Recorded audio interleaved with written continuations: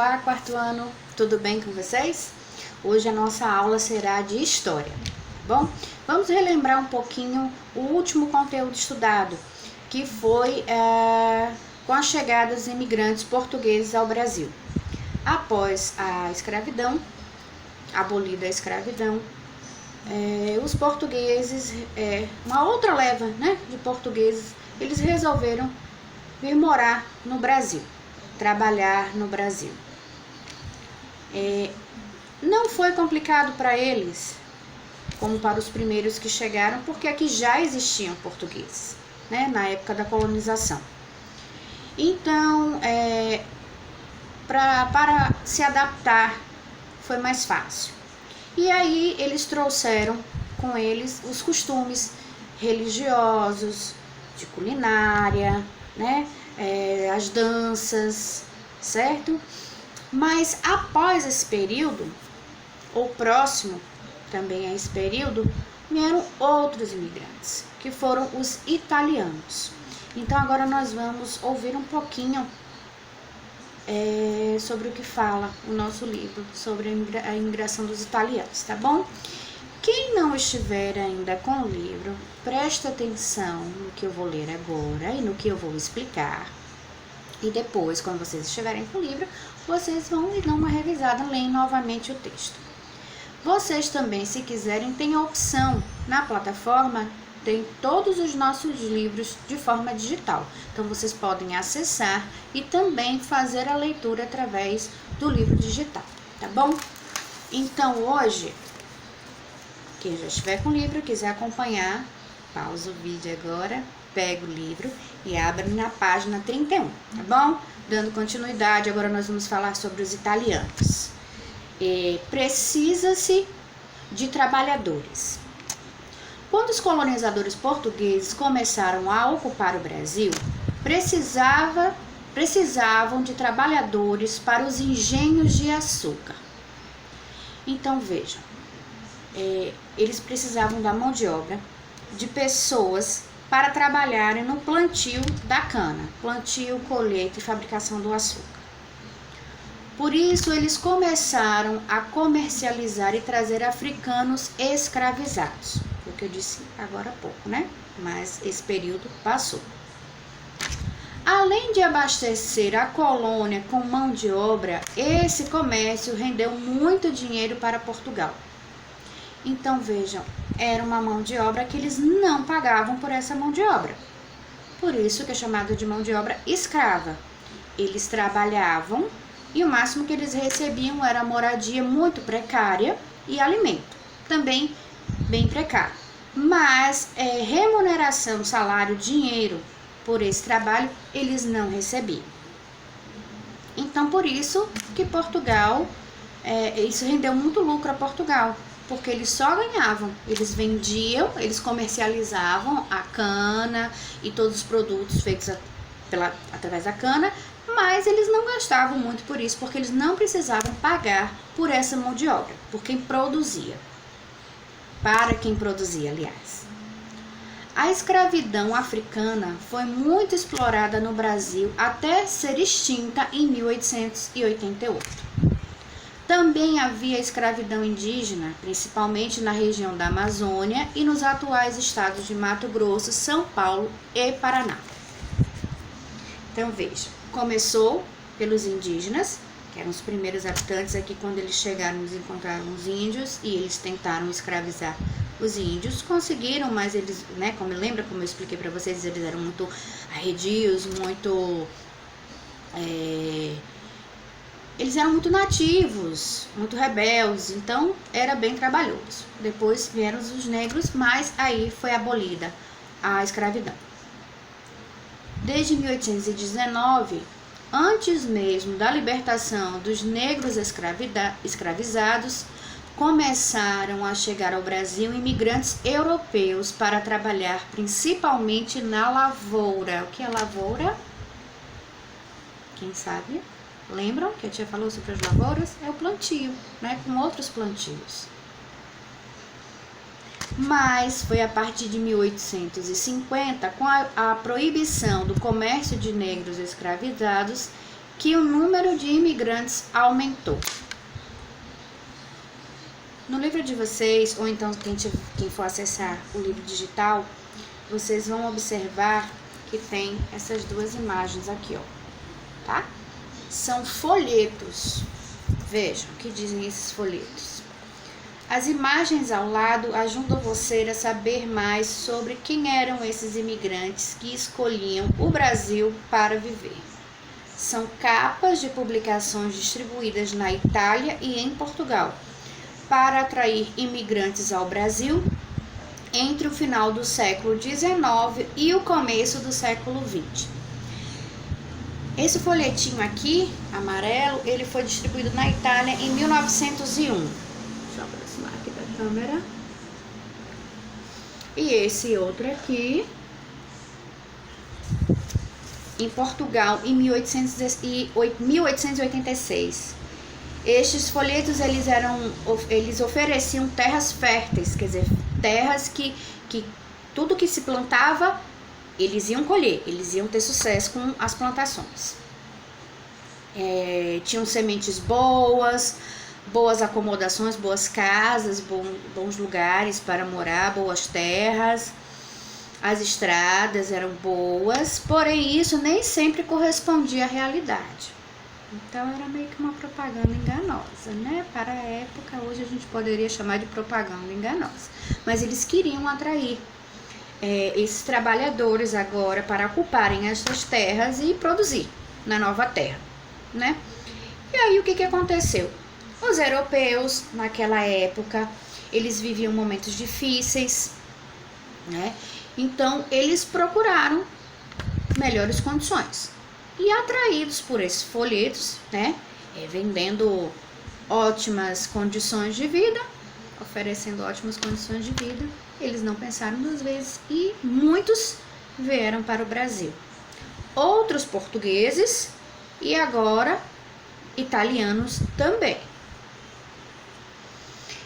Então vejam, ó, aqui tem uma questão que vocês vão encontrar lá no livro digital. Quem tiver com o livro já responde, tá bom? Aproveita esse vídeo, aí vai pausando, escuta a explicação, vai pausando e vai respondendo, tá bom? E quem não tiver ainda, abre o livro digital e vai respondendo no caderno, que assim que tiver com o livro em mãos, já vai lá e passa a resposta pro livro, tá bom? Para não ficar acumulando atividade. Então vejam, aqui diz assim: com a ajuda do professor, euzinho aqui, preencha o quadro abaixo com a grafia do nome do nosso país nas duas línguas e a data de cada um dos folhetos. Vejam, nesse aqui, nesse amarelinho, diz assim: Lo Stato di São Paulo. Está em italiano. Aqui embaixo diz Agli Emigrante Brasili. Brasili não está com a mesma grafia nossa, né? B-R-A-S-I-L. Então é isso que a gente vai escrever aqui nessa questão. Aqui diz o país, o ano e a grafia. Vejam, nesse outro aqui foi o folheto para Portugal, que tem escrito a província de São Paulo no Brasil. Aqui Brasil está escrito com Z e nós escrevemos com S, né?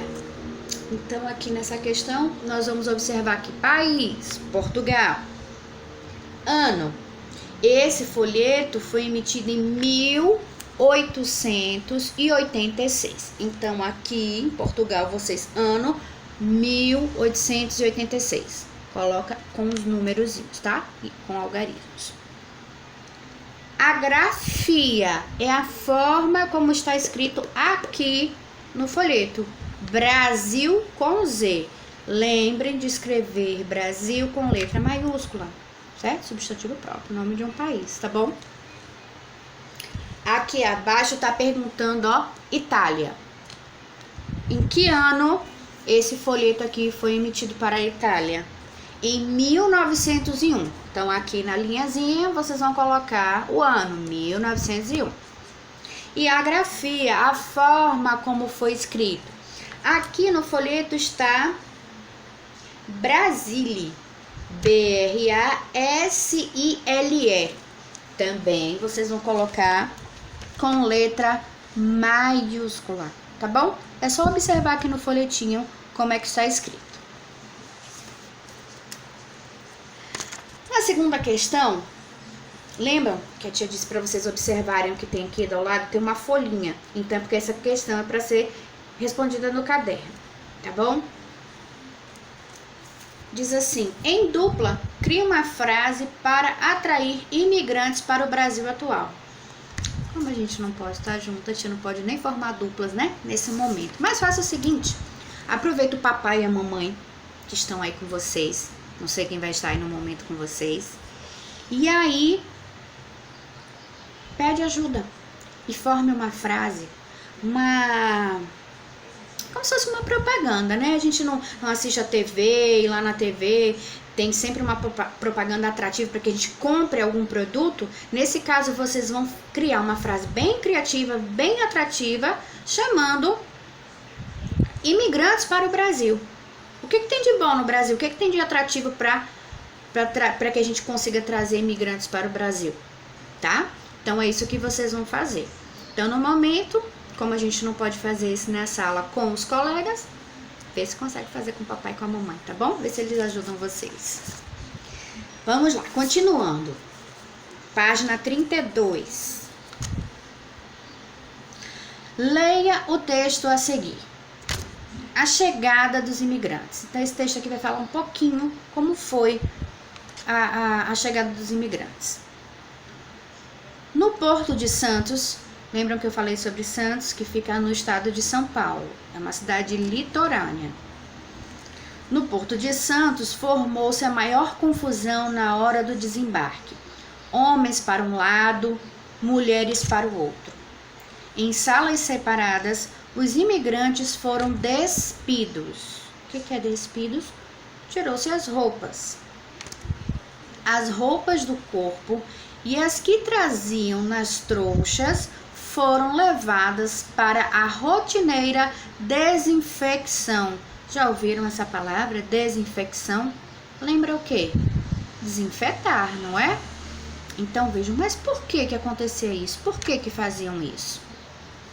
Por fim, depois de infinita demora, roupas e pertences foram devolvidos devidamente carimbados pelo posto. Conduzidos em fila, os imigrantes passaram pelo departamento médico para uma última vistoria antes de serem liberados. Ao lado, vocês vão olhar aqui, ó, tem uma legenda dizendo o significado de desinfecção, que aparece no nosso texto aqui em vermelho. Desinfecção significa destruição de germes, vírus ou bactérias que provocam infecções, quer dizer, que provocam doenças. Vejam, naquela época eles vinham da Europa, eles passavam de 40 ou até mais de 40 dias dentro de um navio, em condições bem precárias. A higiene não era boa, alguns já estavam bem debilitados, alguns já vinham doentes, né, pela falta de alimentação. E ali dentro, todos eles apertados, amontoados dentro de um navio, né, muitos dias de viagem. Então, quando eles chegavam aqui, o medo é que eles trouxessem doenças para cá, que é mais ou menos o que a gente está passando hoje, né?